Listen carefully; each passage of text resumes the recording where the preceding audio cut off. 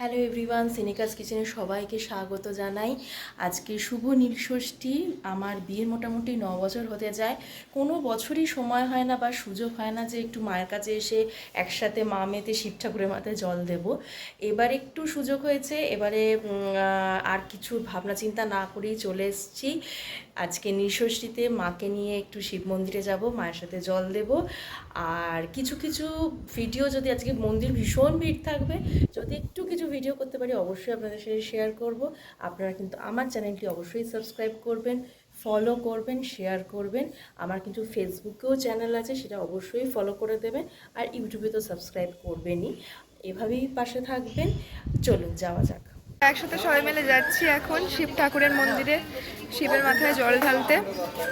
এই যে মাসি,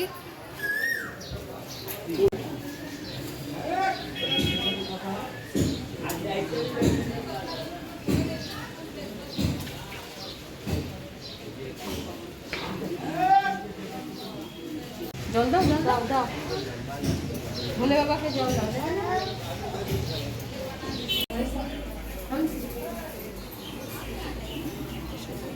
আমাদের এইমাত্র জল ঢালা শেষ হয়ে গেছে, এবার আমরা বাড়িতে যাচ্ছি। এই যে আমার মেয়ে ভীষণ বিরক্ত করছে, তাড়াতাড়ি জল ফল ঢেলে এবার বাড়িতে যাচ্ছি। আমরা এসে গেছি আমাদের বাড়ির ঠাকুর ঘরে। ঠাকুর ঘরটা আপনাদের দেখা, জগন্নাথ রয়েছে, রাধাকৃষ্ণ, আর এটা আমাদের বাড়ির গোপাল ঠাকুর। আর এই শিব ঠাকুরকে আজকে জল দিয়েছি।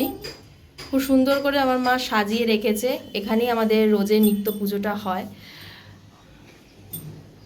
পরিষ্কার পরিচ্ছন্ন, মা খুব পরিষ্কার পরিচ্ছন্ন করেই রাখে। শুধু ঠাকুর ঘর নয়, পুরো বাড়ি আমাদের খুব পরিষ্কার থাকে। আর এইটা হলো আমাদের ছাদ, বিশাল আমাদের ছাদ। এখানে একটা ছাদ আছে, বাদিকে একটা ছাদ আছে। ছাদ থেকে ওই দিকে হচ্ছে আমাদের গঙ্গা। এখন লাঞ্চের টাইম হয়ে গেছে। এখন আমাদের আজ যেহেতু ভাত খাবো না, নীলষষ্ঠী, এখন হচ্ছে আমাদের লুচি আলু চচ্চড়ি রান্না করে গেছে আমাদের মাসি, মানে রান্নার মাসি, ভারতী মাসি।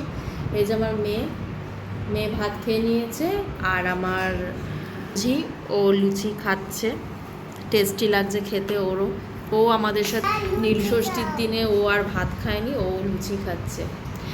ভিডিওটি ভালো লাগলে অবশ্যই লাইক করুন, শেয়ার করুন, আর অবশ্যই সাবস্ক্রাইব করুন।